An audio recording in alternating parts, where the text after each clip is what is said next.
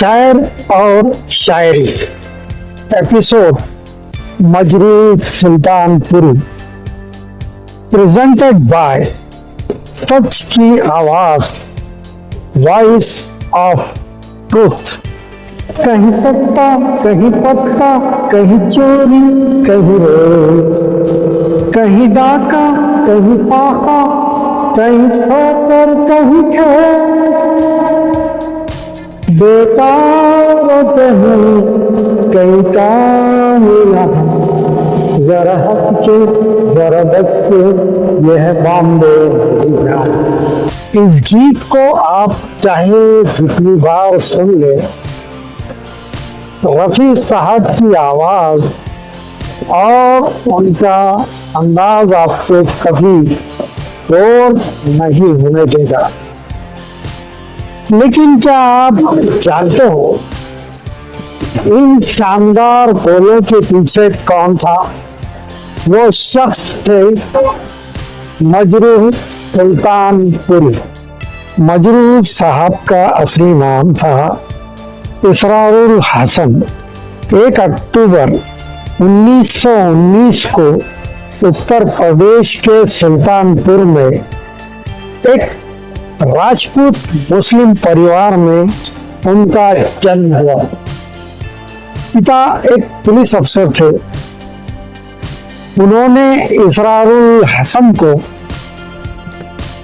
पारंपरिक इस्लामी शिक्षा दिलाई और इसके लिए उन्होंने उन्हें मदरसे में दाखिल किया। वो बहुत तेज छात्र साबित हुए। अरबी और फारसी पर उनकी गहरी पकड़ बन गई। उन्होंने दर्स निज़ामी की पढ़ाई पूरी की और फिर लखनऊ के तकमील तिब कॉलेज से यूनानी मेडिसिन की डिग्री हासिल की। डिग्री के बाद वो डॉक्टर बनकर प्रैक्टिस करने लगे। लेकिन किस्मत में उनके लिए कुछ और भी लिखा था। एक दिन इत्तेफाक से उन्होंने एक मुशायरा देखा और वहीं से उनकी जिंदगी का रास्ता बदल गया। शायरी का शौक तो पहले से था। अब वो लगातार मुशायरों में जाने लगे और अपनी गजलें खुद पढ़ना शुरू किया। इन्हीं मुशायरों में उनकी मुलाकात हुई उस जमाने के महान शायर जिगर मुरादाबादी से। मजरूह साहब ने उससे कहा, उस्ताद मुझे अपना शागिर्द बना लीजिए। जिगर साहब उनकी कलम से इतने प्रभावित हुए कि उन्होंने हामी भर दी और यूं इसरारुल हसन बने मजरूह सुल्तानपुरी। इसके बाद मजरूह साहब ने यूनानी मेडिसिन की प्रैक्टिस छोड़ दी और पूरी तरह शेरो शायरी को समर्पित हो गए। वो मशहूर शेर जो आज भी हर जुबान पर है, मैं अकेला ही चला था जानिबे मंजिल मगर लोग साथ आगे गए और कारवां बनता गया। ये शेर मानो उनकी अपनी जिंदगी का बयान था। अब सुनिए वो किस्सा जब मजरूह साहब फिल्मों में आए। दिलचस्प बात यह है कि वो कभी फिल्मी दुनिया में आना ही नहीं चाहते थे। साल था 1945। वो एक मुशायरे में हिस्सा लेने बॉम्बे आए थे। साबु सिद्दीकी कॉलेज में शहर की तमाम नामी हस्तियां वहां मौजूद थी। जब उन्होंने मंच पर अपनी गजलें पढ़ी तो तालियों की गड़गड़ाहट थमने का नाम ही नहीं ले रही थी। उसी भीड़ में बैठे थे मशहूर फिल्म निर्माता AR कारदार। वो मजरूह की शायरी से इतने प्रभावित हुए कि उन्होंने उनके उस्ताद जिगर मुरादाबादी से कहा, इस लड़के से कहिए फिल्म के लिए लिखे। लेकिन मजरूह साहब ने मना कर दिया। क्योंकि उस दौर में फिल्मों से जुड़े लोगों को समाज में अच्छी नजर से नहीं देखा जाता था।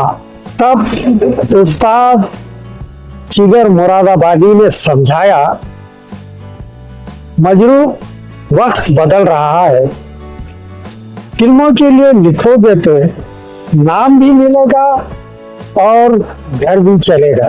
उस्ताद की बात सुनकर उन्होंने हामी भर दी। कारदार साहब उन्हें लेकर गए उस दौर के महान संगीतकार नौशाद के पास। नौशाद ने उन्हें एक धुन सुनाई और कहा, इस पर कुछ लिख कर दिखाइए। मजरू साहब ने आधे घंटे का वक्त मांगा, मगर सिर्फ 10 मिनट में लौट आए और जो पंक्तियां उन्होंने सुनाई वो थी, जब उसने देशू दिखराए बादल आए झूम के। नौशाद साहब ये सुनकर मंत्रमुग्ध रह गए। यहीं से मजरू सुल्तानपुरी को फिल्म शहंशाह 1946 के लिए साइन कर लिया गया। फिल्म शाहजहां में कुल 9 गीत थे, जिनमें से 7 मजरू साहब ने लिखे और उन्हीं में से एक वो अमर गीत, जब दिल ही टूट गया हम भी के क्या करेंगे, के.एल. सहगल की आवाज में गाया गया ये गीत आज भी दिल को छू जाता है। शाहजहां की कामयाबी के बाद मजरू सुल्तानपुरी का नाम पूरे बॉलीवुड में गूंज उठा। उन्होंने फिल्म नाटक 1947, टोली 1947 और अंजुमन 1948 जैसी फिल्मों में भी की थी, लेकिन असली पहचान मिली 1949 की फिल्म अंदाज से। राज कपूर, दिलीप कुमार और नरगिस वाली वो क्लासिक अंदाज मजरू साहब के सभी 9 गीत तो फर्क हुए। मजरू साहब के सभी 9 गीत सुपरहिट हुए, मगर जिंदगी सिर्फ शोहरत नहीं, संघर्ष भी थी। साल 1949 में एक घटना में उनकी राहें बदल दी। वो प्रगतिशील विचारों के समर्थक थे और प्रोग्रेसिव राइटर मूवमेंट से जुड़े थे। परवाज साहनी उनके करीबी दोस्त थे। एक कार्यक्रम में उन्होंने मजदूरों के समर्थन में और पंडित नेहरू की नीतियों के विरोध में एक कविता पढ़ी, जिसकी पंक्तियां थी, अमन का झंडा इस धरती पे किसने कहा लहराने न पाए, कॉमनवेल्थ का दौर है, नेहरू मार ले साथी जाने न पाए। इस कविता से बवाल मच गया। सरकार ने माफी मांगने को कहा, मगर मजरू साहब छुपे नहीं। नतीजा उन्हें 2 साल की जेल हो गई, लेकिन जेल में भी वो लिखते रहे, लफ्जों से लड़ते रहे। मजरू सुल्तानपुरी अक्सर कहते थे, मैं अपने लिखे गाने नहीं सुनता, ये हिंदी फिल्में सब नौटंकी हैं। और इसी नौटंकी ने उन्हें हिंदी सिनेमा के इतिहास में अमर कर दिया। उन्हें कई पुरस्कार मिले और वो पहले गीतकार बने जिन्हें मिला दादा साहेब फाल्के पुरस्कार। 24 मई 2000, 80 साल की उम्र में मजरू साहब ने इस दुनिया को अलविदा कहा, लेकिन आखिरी सांस तक वो लिखते रहे। उनकी मौत के बाद रिलीज हुई 2 फिल्में, 1 2 का 4 और मुझे मेरी बीवी से बचाओ। दोनों में उनके लिखे गीत थे। उनकी निजी जिंदगी सादगी से भरी थी। पत्नी की फिरदौस जहां सुल्तानपुरी, 3 बेटियां नौबहार, नवगुल और सबा, और बेटे अंदलीब और इरम। इरम की मौत उससे पहले हो गई थी। मजरू सुल्तानपुरी सिर्फ एक शायर नहीं थे, बल्कि एक सोच थे, एक लफ्ज थे, एक हिम्मत थे। उनका हर शेर, हर गीत आज भी यही कहता है, लफ्ज अगर दिल से निकले तो असर जरूर करते हैं।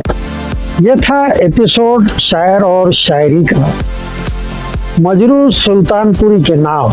आप देख रहे हैं सच ki Awaaz, voice of truth, जहां हम शब्दों के पीछे के इंसानों की कहानियां बयान करते हैं। शुक्रिया।